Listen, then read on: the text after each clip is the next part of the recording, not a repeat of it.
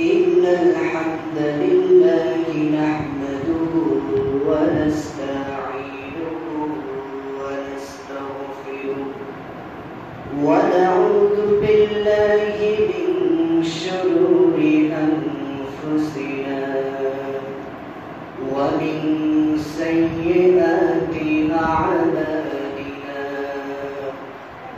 من يهده الله فلا مضل له ومن يضلله فلن تجد له وليا مرشدا ونشهد أن لا إله إلا الله وحده لا شريك له ونشهد أن سيدنا سندنا ومولانا وأولانا وطبيب قلوبنا محمد الذي أرسله بالحق بشيرا ونذيرا وداعيا إلى الله بإذنه وسراجا وقمرا منيرا فقد قال الله تعالى في كلامه المجيد والفرقانه الحميد شغل جوان كل محبوب الشديد থেকে পড়ি أعوذ بالله من الشيطان الرجيم بسم الله الرحمن الرحيم ولما توجه تلقاء مدين قال عسى ربي أن يهديني سواء السبيل ولما ورد ماء مدين وجد عليه أمة من الناس يسكون وقال الله تعالى في شان حبيبه آمرا ومخبرا إن الله وملائكته يصلون على النبي يا أيها الذين آمنوا صلوا عليه وسلموا تسليما اللهم صل على سيدنا مولانا محمد وعلى آل سيدنا شفيعنا محمد اللهم صل على سيدنا مولانا محمد وعلى آل سيدنا شفيعنا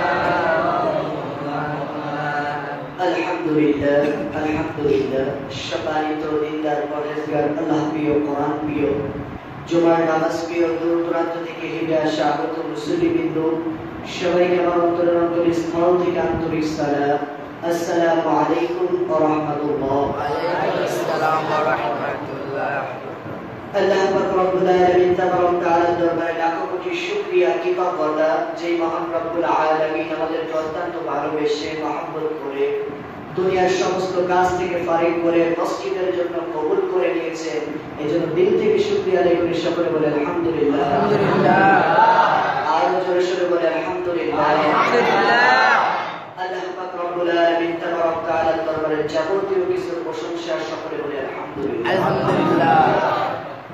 আজকের আলোচনার বিষয় নির্ধারণ করা হয়েছে মূসা আলাইহিস সালাতু ওয়াস সালামের যৌবনকাল সম্পর্কে। তিনি যৌবনকালে তার নিজের চারিত্রিক দিক দিয়ে তিনি কেমন ছিলেন, তার যৌবনকাল তিনি কিভাবে কাটিয়েছিলেন, এই বিষয় নিয়ে আজকের আলোচনা। কোরআন শরীফের সূরা কসাস, কসাস মানে হচ্ছে কাহিনী বা কিচ্ছা, কাহিনী বা কিচ্ছা। এই সূরা কসাস থেকে 22 এবং 23 আয়াত থেকে তেলাওয়াত করা হয়েছে।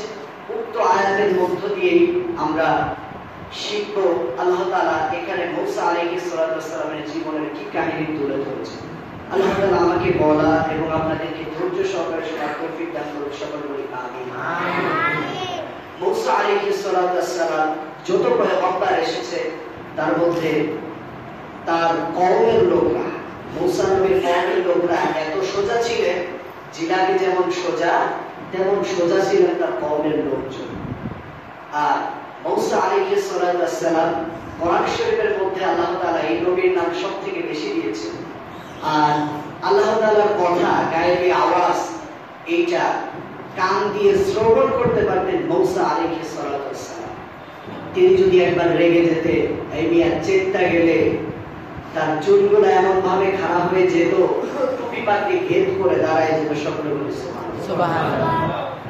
এই মূসা আলাইহিস সালাতু ওয়াস সালাম আল্লাহ তাআলার একজন পয়গম্বর। তিনি আল্লাহ তাআলার সাথে অধিক কথা বলেছেন, অধিক কথা বলেছেন, অত্যন্ত রাগী ছিলেন। কি ছিলেন? একদিন আজরাইল আলাইহিস সালাতু ওয়াস সালাম মালাকুল মাউত তার কাছে আসলেন। আসার পরে বলল, মূসা তোমার তো সময় শেষ। তখন বলল, আমার এখনো অনেক কাজ বাকি রয়েছে, আজকে না কালকে আসবো। যাও। ফিরে গেলেন। দ্বিতীয় দিন আবার আসলেন, বলল,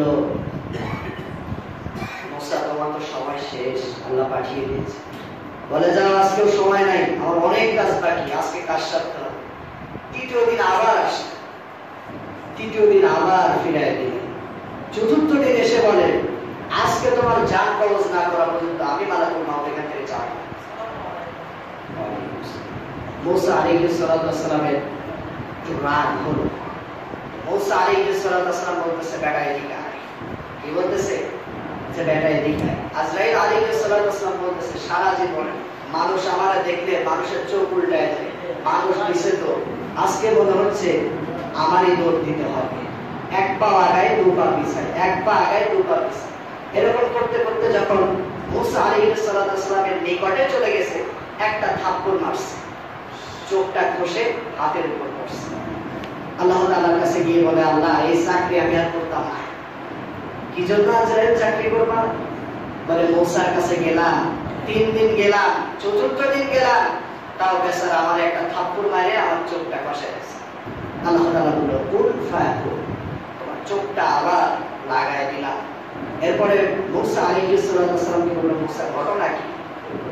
মূসা বলে, আল্লাহ বেচারা আমি বললাম যে আমার অনেক কাজ বাকি রয়েছে, বেচারা আমার কোনো কথা শুনল না। তার উপর বড় সমস্যা, ও বেচারা আমার ঘরে ঢুকছে, সালাম দেয় না, এই জন্য বসা একটা দিচ্ছে। তখন বলতেছে, মূসা তোমার তো সময় শেষ, তোমাকে চলে আসতে হবে। বললো, আল্লাহ আর কয়টা বছর বানায় দেওয়া যায় না? তখন বললো, ঠিক আছে, তোমার সামনে যে গাভী দেখা যাচ্ছে, গরু দেখা যাচ্ছে, এই গরুর উপরে তুমি হাত রাখবা, তোমার হাতের মধ্যে যতগুলো লোম থাকবে ওই সমস্ত লোমের বিনিময়ে এক একটা বছর করে আমি আল্লাহ তাআলা তোমার হায়াতের জিন্দেগি বাড়ায় দিই। মূসা আলাইহিস সালাতু ওয়াস সালাম কেমন রাগী আর তর্ক করতেন আপনারা তো জানেন। এখন মূসা আলাইহিস সালাতু ওয়াস সালাম আবার আল্লাহকে বলতেছে, আল্লাহ এই বছরের যত হায়াত দিলেন এটা ফুরায় গেলে কি হবে? বলতেছে, মূসা তোমাকে আবার চলে আসতে হবে। তখন বলল, আল্লাহ তখন যদি যাওয়া লাগে তাহলে আমি দেরি করবো কেন, আমি এখনই তোমার দরবারে চলে যেতে চাই। মূসা আলাইহিস সালাতু ওয়াস সালামের জান্নাত অবস্থানে নেওয়া হয়েছে।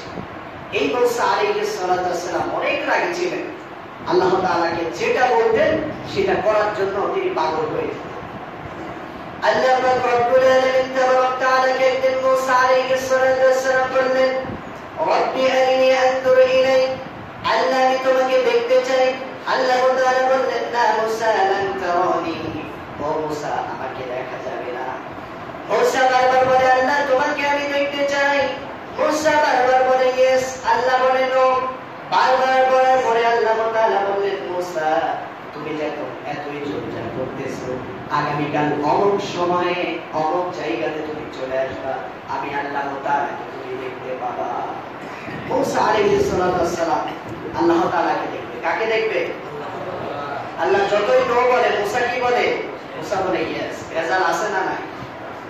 এখন মুসা আলাইহিস সালাতু ওয়াস সালাম গোসল করে পরের দিন দ্রুততার সাথে তুর পাহাড়ের কাছে চলে গেলেন। কোথায়? আমরা যেমন যদি খোঁজ পাই অমুক দিন প্রাইম মিনিস্টার আসবে অমুক জায়গাতে, মিনিমাম 2 ঘন্টা আগে ওখানে হাজির হবে, ঠিক কিনা? মুসা আলাইহিস সালাতু ওয়াস সালাম দেখতেছে যার কথা এতদিন ধরে শুধু শুনি তাকে দেখবো, উৎফুল্ল হয়ে গেছে। আগে আগেই তিনি ওখানে উপস্থিত হয়েছে। তুর পাহাড়ের পাশে প্রাচীন গির্জা আছে, ওখানে একটা সাজানো একটা গাছ রয়েছে, প্রাচীন গাছ। ওই গাছে আবার খ্রিস্টান যারা এরা নাম লিখে টুকলি করে ওখানে বেঁধে রেখে আসে। তারা মনে করে এইটা এখানে বাঁধলে যে দুজনের নাম লেখা হলো ওই দুইজনকে দেশে যাওয়ার পরে কবুল করে নেবে, এটা তাদের ধারণা। তো মুসা আলাইহিস সালাতু ওয়াস সালাম ওই গাছের ফাঁকা দিয়ে তাকায় আছে। আল্লাহ তাআলা বলতেছে মুসা এত আগে চলে এসেছো? বলতেছে আল্লাহ তোমাকে দেখবো, মিস করা যায় এজন্য চলে আসলাম। আল্লাহ তাআলা বলল মুসা এখনো সময় আছে, ফাইনাল খেলা কিন্তু শুরু হয় নাই, আমি আল্লাহ তাআলাকে কিন্তু দেখতে পারবা না, তুমি কি এখনো আমাকে দেখার জন্য রাজি? মুসা বলে আল্লাহ এত দূর এগিয়েছি, পিছনের দিকে তাকাবো না, সামনে খেলা চলতে থাক। পয়গম্বর বলে কথা। বলছে আল্লাহ এত দূর এগিয়েছি আর পিছু হাঁটবো না, দেখেই ছাড়বো। আল্লাহ তাআলা বলল ও মুসা চিন্তা করো না, কিছু সময়ের মধ্যেই তুমি দেখতে পাবে। আল্লাহ তাআলা বলল তুর পাহাড়টা 12 মাইল এরিয়া। কত মাইল? 12 মাইল। ওখানে দিনের বেলা ওঠা যায় না, কারণ মাটির পাহাড় হলে গরম হয় না, পাথরের পাহাড়, রোদের হিটে পাথর গরম হয় না ঠান্ডা হয়, প্রচুর গরম হয়। শেষ রাতের দিকে মানুষ উঠে আবার ওখানে 2 রাকাত সালাত আদায় করে আবার সূর্য ওঠার আগেই নেমে আসে মানুষ। কারণ আরব কান্ট্রিতে যারা গিয়েছেন, হাজী সাহেব যারা আছেন তারা বুঝতে পারবেন, অনেকে নেট জগতে যারা এটা সার্চ করেন তারা দেখতে পারবেন, বুঝতে পারবেন। ওখানকার পাহাড়গুলো পাথরে, যার কারণে প্রচন্ড গরম, ওখানে ওঠা যায়। অনেকগুলি পাহাড়ে তারা সিঁড়ি তৈরি করেছে, ওইগুলো একটু সহজ আছে, কিন্তু তুর পাহাড় এটা প্রচন্ড গরম হয়, যার কারণে এটা দিনের বেলা ওঠা যায়। মুসা আলাইহিস সালাতু ওয়াস সালাম আল্লাহ তাআলা বললেন ও মুসা তুমি একটু গন্ডির মধ্যেই থাকো, আমি আল্লাহ তাআলা খেলা যেহেতু শুরু হবে আমি ব্যবস্থা করে নিই।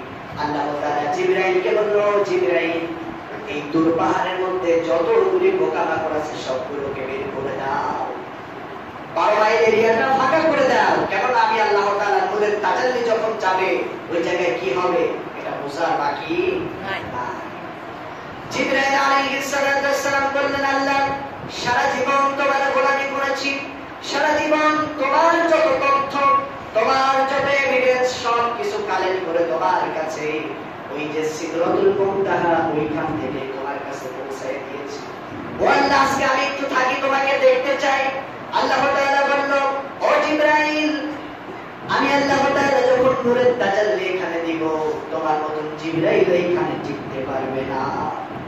জিবরাইল তুমিও বের হয়ে যাও। 12 মাইল এরিয়া ফাঁকা করে দিলেন।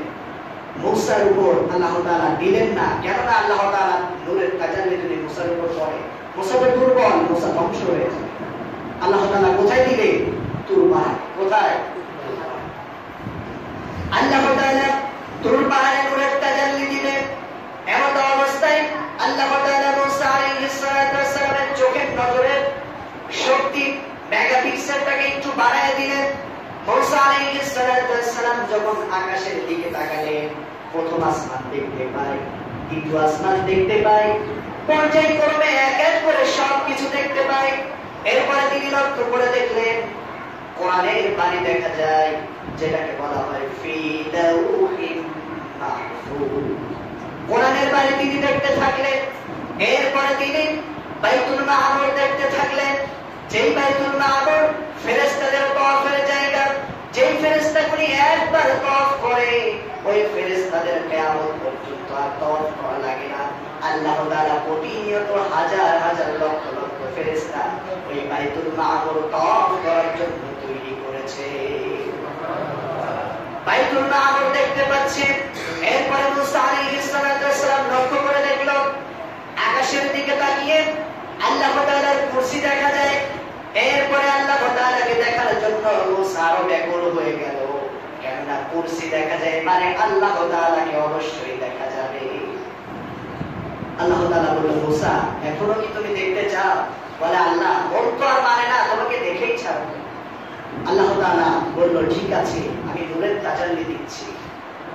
৭০,০০০ ফেরেশতা প্রথম যে পর্দাটা এতটুকু ভাগে করেছে যে মুফাসসিরগণ বিশ্লেষণ করেছে একটা শুয়ের পেছনের দিকে যে ফাঁকাটা থাকে এই ফাঁকা পরিমাণ। কোন কোন তাফসীরগণ বলেছে এই যে কেনি আঙ্গুলের যে বাড়তি যে নখ আমরা কেটে ফেলে দিই এই নখের কেনি পরিমাণ।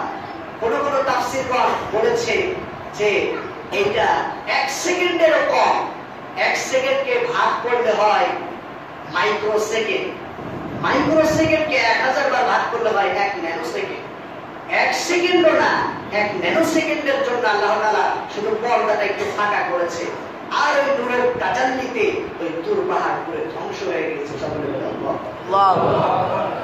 মুসা এইরকম রাগী ছিলেন। সম্মানিত উপস্থিতি, আলোচনার বিষয় মুসা আলাইহিস সালামের যৌবনকাল সম্পর্কে। তিনি বাবরচিকে একটু শাসন করতে গিয়ে একটা থাপ্পড় দিয়েছিলেন। বাবরচি ইন্তেকাল করেছিলেন। এখন চিন্তা করলো ফেরাউন যদি আমার পায় অবস্থা খারাপ। তিনি চলে গেলেন, শহর ছেড়ে চলে গেলেন। আল্লাহ তাআলা বলেন মুসা আলাইহিস সালাম চলে গেল। ওয়ালাম্মা তাওয়াজ্জাহা তিলকা মাদিয়ানা ক্বালা আসা রাব্বি আন ইয়াহদিয়ানি সাওয়াআস সাবিল। মুসা আলাইহিস সালাম চলে যাচ্ছে। কোথায় যাবে, কোথায় থাকবে, কোন সন্ধান নাই। তিনি হাঁটতেছে আল্লাহ তাআলার উপর ভরসা করে, হাঁটতে হাঁটতে চলতেছে। চলতে চলতে চলতে চলতে সারা রাত যখন চললেন, চলার পরে সকাল হয়ে গেল। তিনি দেখলেন এমন একটা জায়গা, বড় একটা মাঠ দেখা যায়। বড় একটা মাঠের মধ্যে একটা কূপ দেখা যায়। ওই কূপের পাশে মুসা আলাইহিস সালাম বসে আছেন। মুসা আলাইহিস সালাম বসে ওখানে রেস্ট করতেছে আর আল্লাহকে বলতেছে, আল্লাহ সারাদিন হয়তো আমি ঘুরে বেড়াবো, কিন্তু রাত্রে বেলায় আসমানের জন্য আমাকে তো থাকতে হবে। আমি কি করি? আমার একটা জায়গার ব্যবস্থা করে দাও। আল্লাহ তাআলা বললেন, মুসা তুমি ধৈর্য ধারণ করো। আমি আল্লাহ তাআলা তোমার থাকার জায়গার ব্যবস্থাই শুধু করব না, আমি আল্লাহ তাআলা এই মাদিয়ান নামক শহরের মধ্যে তোমাকে আমি জামাই বানায় ছাড়বো। আল্লাহ তাআলা কি অফার দিলেন? আল্লাহ তাআলা বললেন, মুসা তুমি চিন্তা করো না, তোমার শুধু থাকার জায়গার ব্যবস্থা আমি আল্লাহ করব না, আমি আল্লাহ তাআলার পরিকল্পনা এমন করে রেখেছি তোমাকে আমি আল্লাহ তাআলা মাদিয়ান নামক শহরে জামাই বানায় ফেলব। জামাই হইলে আদর কম না বেশি? বেশি আছে না? দেখেন আল্লাহ তাআলার ওয়াদা কেমন হয়। মুসা আলাইহিস সালাম বসে আছে। এমন অবস্থায় মুসা আলাইহিস সালাম লক্ষ্য করে দেখলো মানুষগুলো, রাখালগুলো তাদের ছাগলদেরকে নিয়ে এসেছে। ওই কূপ থেকে পানি তুলে ছাগলদেরকে পান করাচ্ছে। ছাগলদেরকে কি করতেছে? পান করাচ্ছে। মুসা আলাইহিস সালাম দেখলো দুইজন নারী। কয়জন নারী? দুইজন নারী সাইডের দিকে দাঁড়ায় আছে। ওই দুইজন নারীকে মুসা আলাইহিস সালাম বললেন, তোমরা কেন পানি তুলছো না? তোমরা কেন পানি পান করাচ্ছ না? তোমাদের ছাগলদেরকে তোমরা কেন পানি পান করাচ্ছ না? ও মা, ও বোন, তোমরা এখানে বেশি সময় থেকো না। আমি একজন যুবক মানুষ, আমি এখানে আছি, তোমরা বেশি সময় এখানে নষ্ট করো না। তোমাদের কাজ হয়ে গেলে তোমরা দ্রুততার সঙ্গে এখান থেকে চলে যাও। একজন নবীর তাকওয়া কেমন ছিলেন দেখেছেন? আমরা হইলে জামার বোতামটাকে ঠিক করতাম। এই বাড়ি কোথায়? ওই যাবা, নানান রকম প্রশ্ন, ঠিক কিনা? আমরা নিজেদেরকে স্ট্যাটাস দিয়ে নিজেদেরকে বড় করার জন্য এই মেয়েদের মনের মধ্যে জায়গা তৈরি করার জন্য আমরা ব্যস্ত হয়ে যেতাম। কথা বলেন ঠিক কিনা? কিন্তু মুসা আলাইহিস সালাম তখনও কিন্তু নবুয়ত পান নাই। দেখেন তার তাকওয়া কেমন ছিল। তিনি মেয়েদেরকে চলে যেতে বললেন। ওই দুজন মেয়ে বলল, আমার বাবা বৃদ্ধ মানুষ, আমার বাবা বৃদ্ধ পারে না। আমরা দুইজন বোন মাঠে আসি, ছাগল চড়াই, এই ছাগলদেরকে এখান থেকে পানি পান করাই, এরপরে ছাগলদের খাওয়া দাওয়া হলে ছাগলদেরকে নিয়ে বাড়ি চলে যায়। কিন্তু মানুষজন তো চলে গিয়েছে, আবার মানুষজন না আসা পর্যন্ত কূপের ঢাকনা খুলতে পারবো না। মুসা আলাইহিস সালাম বলল, ও বোনরা শান্ত হও, এখানে একটু দাঁড়াও, আমি তোমাদের ঢাকনা খুলে পানি খাওয়ানোর ব্যবস্থা করে দিচ্ছি। মুসা আলাইহিস সালাম এক হাত দিয়ে ঢাকনাটা সরিয়ে ফেললেন। সরিয়ে ফেলার পরে মুসা আলাইহিস সালাম ওই কূপ থেকে পানি তুলে ওই ছাগলদেরকে পানি পান করালেন। এখন পানি পান করানো যখন হয়ে গেছে, দুই বোন যাচ্ছে, এক বোন আর এক বোনকে খোঁচা দেয়া বলে। বেটারে দেখে তো মনে হয়েছিল বেটা ফকির উদ্দিন মোল্লা, কিন্তু বেটারে দেখে তো মনে হয় বেটা একটা জবরদস্ত বীর পুরুষ। কারণ ওই ঢাকনা তুলতে 10 জন 12 জন লোক লাগে, সেই ঢাকনা কয় হাত দিয়ে তুলেছে? এক হাত দিয়ে ছিটকে ঢাকনা তুলে পানি পান করে আবার এক হাত দিয়ে ঢাকনা রেখে দিয়েছে। সকলে বলে আল্লাহ। একজন পয়গম্বরের মধ্যে আল্লাহ তাআলা 40 জন যুবকের শক্তি ঢুকাই দিয়েছে। সকলে বলে সুবহানাল্লাহ। বিশ্বনবী সাল্লাল্লাহু আলাইহি ওয়াসাল্লাম একদিন ফতে মক্কা হয়ে গেছে, মক্কা বিজয় হয়ে গেছে। এখন মক্কা ঘর থেকে মূর্তিগুলো সরাচ্ছে, নামাচ্ছে। এমন অবস্থায় একটা মূর্তি নামাতে পারছে না, একটু উঁচুতে। বিশ্বনবী বলল, কলিজার টুকরা আলী এদিকে আসো। হযরত আলী রাদিয়াল্লাহু তাআলা আনহু বিশ্বনবীর পালক পুত্র ছিল। প্রথমত ছিল চাচাতো ভাই, এরপরে হলো পালক পুত্র, এরপরে আরশের ইশারায়, আল্লাহ তাআলার ইশারায় জামাতা হলেন। কি হলেন? বলল, কলিজার টুকরা আলী এদিকে আসো, আমি তো এটা নাগাল পাচ্ছি না, তুমি আমার ঘাড়ের উপর উঠো আর ওই মূর্তিটা পারো। আলী রাদিয়াল্লাহু তাআলা জিহ্বা একটু কামড় দিয়ে বললেন, ইয়া রাসূলুল্লাহ, কি যে বলেন, আমি আপনার ঘাড়ের উপর উঠবো, এটা কি হয় নাকি? আমি তো জবরদস্ত বীর পুরুষ, আমার ঘাড়ের উপর আপনি ওঠেন আর ওই বেটা বড় শয়তানটাকে নামান। যখন এটা বলতেছে, তখন আল্লাহ নবী বলতেছে, আলী তুমি কি সহ্য করতে পারবা? বলে, ইয়া রাসূলুল্লাহ, যুদ্ধের ময়দানে যেভাবে আমি হুঙ্কার দিয়েছি, আমার হুঙ্কারে কত কাফের তারা মারা গিয়েছে, আমার হুঙ্কারের ঠেলায়। আর আপনি বলতেছেন আমি আপনার ভর সহ্য করতে পারবো না। আল্লাহ নবী বিশ্বনবী শুধু হাতটা তার কাঁধের উপর রেখেছে। আলী রাদিয়াল্লাহু তাআলা আনহু বলে, ইয়া রাসূলুল্লাহ, দ্রুততার সঙ্গে নামের কলিজাটা মনে হয় ফেটে যাচ্ছে।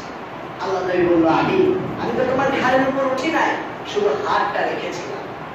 এতে বোঝা যায় একজন নবীর মধ্যে কয়জন যুবকের শক্তি? 40 জন জবরদস্ত যারা যুবক, এদের শক্তি আল্লাহ তাআলা নবীদের মধ্যে ঢুকাই দিয়েছে।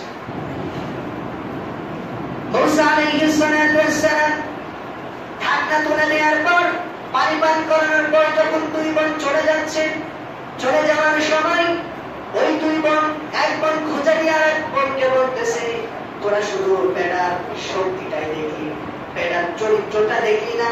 আমরা দুজন নারী, ওই ময়দানের মধ্যে একাকিত্ব দুজন নারী আর একজন যুবক, তার চরিত্রটা কেমন হলে আমাদের এত সুন্দর উপকার করতো আর আমাদেরকে দ্রুততার সঙ্গে বাড়ি পাঠায় দিত। এতে বোঝা যায় মহিলারাও কাজ করতে পারবে।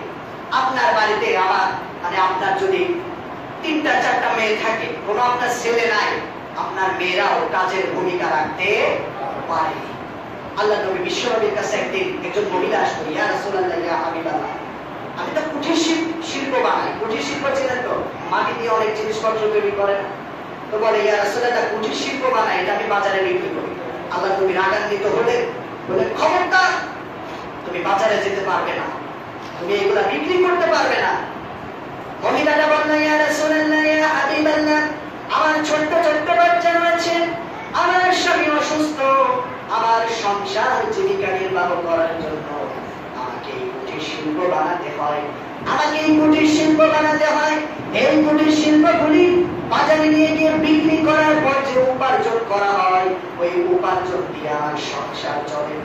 আল্লাহ নবী বিশ্বনবীর চোখ দিয়ে টপ করে পানি পড়তেছিল।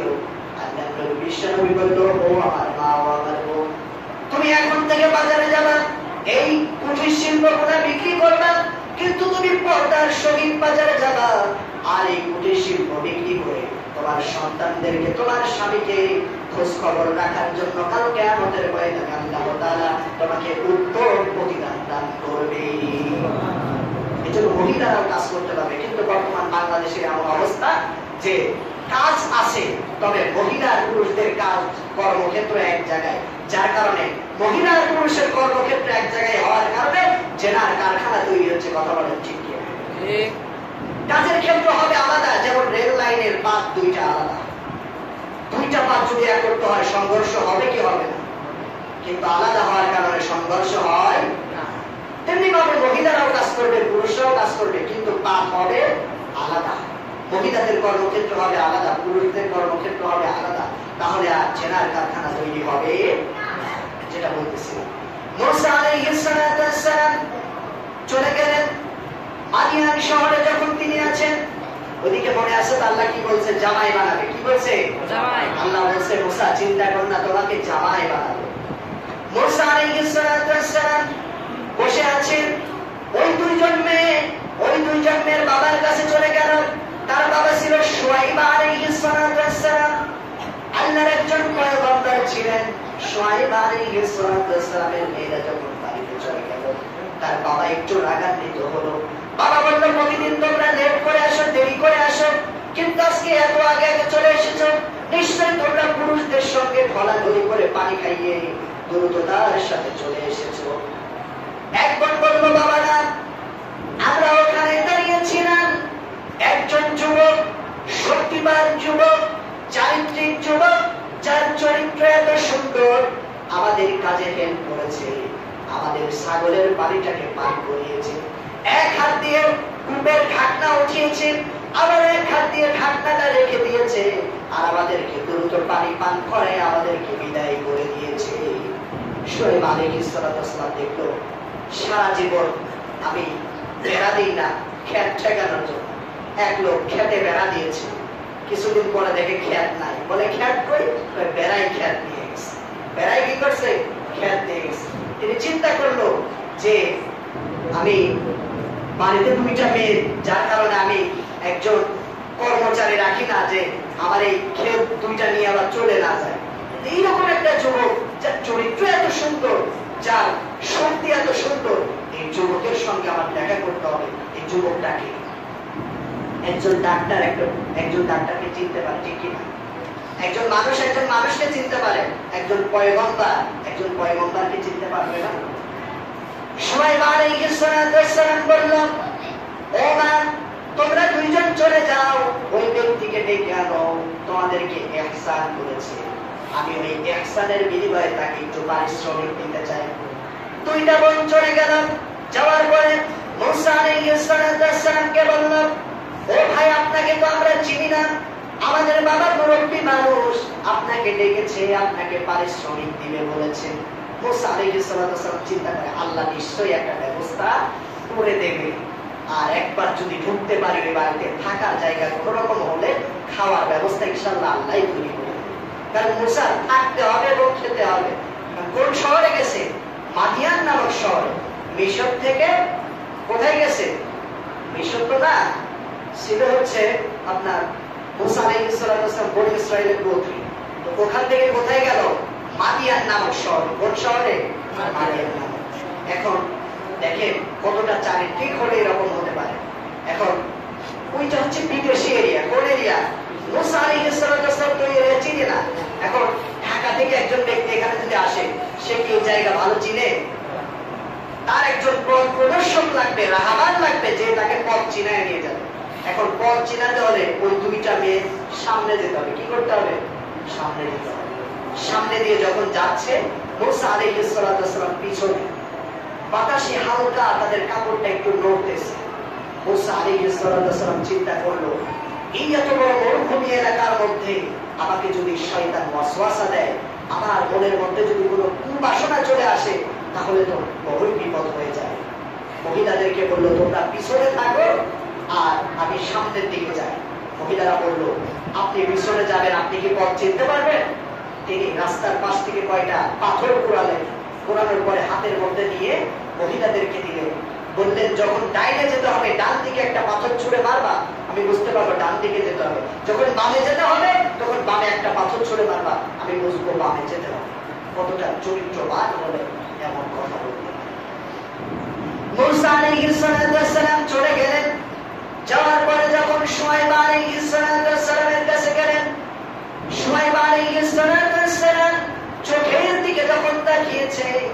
যখনই বুঝতে পেরেছে এটা সাধারণ কোনো মানুষ নয়, আল্লাহ তাআলা একে নিশ্চয়ই পয়গম্বর হিসেবে কবুল করে নিয়েছে।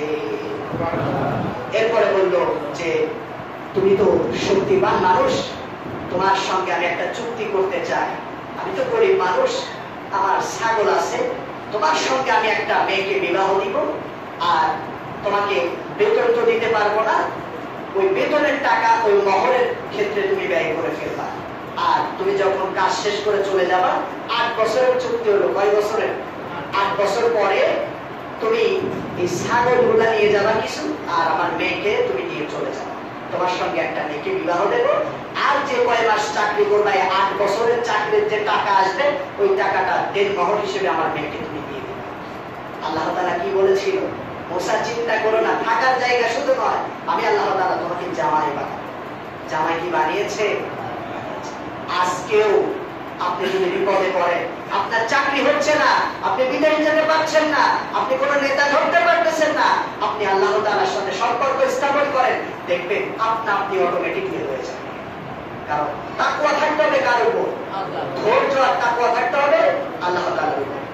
যেমন ইব্রাহিম আলাইহিস সালাতু ওয়াস সালাম, তার বাবা ছিল মূর্তি পূজারী এবং মূর্তি ব্যবসায়ী। ইব্রাহিম আলাইহিস সালাতু ওয়াস সালাম তিনি মূর্তি তার কাছে যখন বিক্রি করার জন্য দিত, তিনি নিয়ে যেত, দেখতে একটা একটার সাথে ঢলাঢলি খেয়ে ভেঙে যেত। চিন্তা করে এই মূর্তিগুলো মানুষ এত দাম দিয়ে কেনে, একে দেবতা মানে, কিন্তু তো নিজেকেই ঠিক রাখতে পারে, ঠাস ঠুস করে বাড়ি খায় ভেঙে যায়, এর কোনো তো দাম নাই। একদিন নিজেই আবার একটু আশ্রয় বিশ্রয় ভাঙছে, ভাঙে বাবার কাছে নিয়ে গেছে, বলতেছে ইব্রাহিম মূর্তিগুলো ভাঙছে কিভাবে? বলতেছে বাবা আমি নিয়ে যাচ্ছি, পিছনের দিকে তাকায় দেখলাম এই কয়টা মারামারি শুরু করছে। কি করছে? তোমার দেবতারা মারামারি করছে, ও ভাই আমার ক্ষমতা বেশি, ও ভাই আমার ক্ষমতা বেশি, তুই গ্রুপ মারামারি করছে, পুরো ঠ্যাং ঠুক ভাঙছে, আমার কি? ইব্রাহিম আলাইহিস সালাম বলতেছে তারা মারামারি করে ঠ্যাং ভাঙছে, আমার কি? বাবা বুঝতে পারলো এর দিয়ে মূর্তির ব্যবসা হবে। এরপরে তিনি বাড়িতেই থাকে। একদিন তার বন্ধুরা এসে বলল ইব্রাহিম চলো আমরা বাৎসরিক পূজার অনুষ্ঠানে যাই। ইব্রাহিম আলাইহিস সালাম বলল ও বন্ধুরা তোমরা যাও, আমার শরীরটা ভালো না, আমি বড়ই অসুস্থ। এবার বন্ধুরা বলল ইব্রাহিম তাহলে তুমি যেও না, তুমি মূর্তিগুলা পাহারা দাও। ইব্রাহিম আসলে কি অসুস্থ? অসুস্থ দুই ধরনের। কয় ধরনের? একটা শারীরিক আর একটা মানসিক।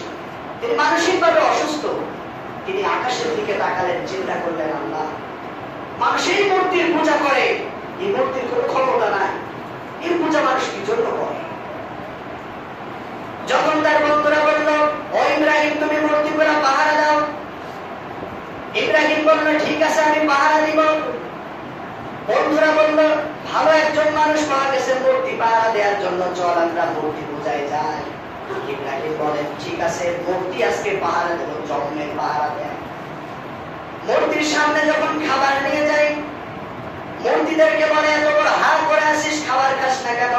খাবার সামনের দিকে ধরে, খাবার খায় না, বলে কথা বল নইলে খাবার খা, কোনোটাই করে না।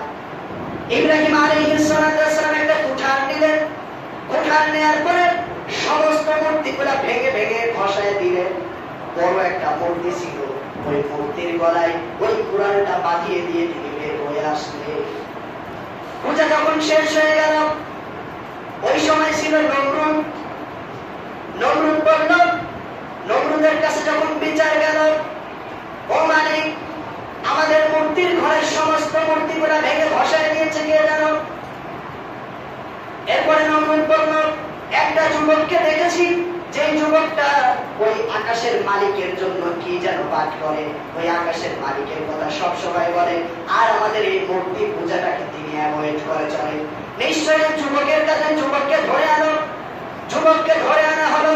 ইব্রাহিম আলাইহিস সালাম বলল আসলে যে ভাঙছে তার হাতে কুড়াল পাওয়া যাবে। এখন কুড়াল কার হাতে রয়েছে? ওই বড় মূর্তির গলায়। কার কাছে? বড় মূর্তির গলায়। এখন বলে মূর্তিটা আমি ভাঙি না, যে ভাঙছে তার কাছে কুড়াল রয়েছে। দেখেন যখন এটা বললো তখন বিশ্বাস করলো না, বললো মূর্তি কি ভাঙতে পারে নাকি? ও তো চলতেই পারে না। বলে যেহেতু চলতে পারে না সেহেতু এর পূজা করো কি? যে নিজেকে রক্ষা করতে পারে না, তাকে তোমরা আল্লাহ মানো কিভাবে, দেবতা মানো কিভাবে, এর তো কোনো ক্ষমতা নাই।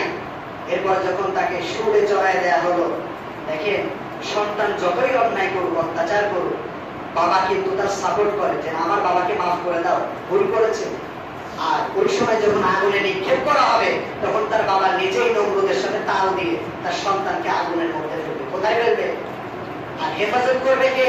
আল্লাহ। যখন আগুনের মধ্যে তাকে ফেলা হলো, আল্লাহর কাছে বলল, আল্লাহ ও বানাইলাহি, আমাকে আগুনের মধ্যে ফেলে দেওয়া হচ্ছে, আপনি সাহায্য করেন। আল্লাহ তাআলা জিবরাইলকে বলল, জিবরাইল দ্রুততার সঙ্গে যাও, দ্রুততার সঙ্গে যাও, ওই আগুনকে বলে দাও, কুলনা ইয়া নারু কুনি বারদান ওয়া সালামান আলা ইব্রাহিম। আগুনকে বলে দাও, আল্লাহ তাআলা জানিয়েছেন, ও আগুন তুমি ইব্রাহিমের সঙ্গে এমন ব্যবহার করবে না, ঠান্ডা না গরম, তুমি শীতল হয়ে যাবা। ইব্রাহিম যতদিন এই আগুনের মধ্যে থাকবে, ইব্রাহিম যেন বলতে না পারে আমার কষ্ট হয়েছে, তুমি আগুন তেমন ভাবে শীতল হয়ে যাও।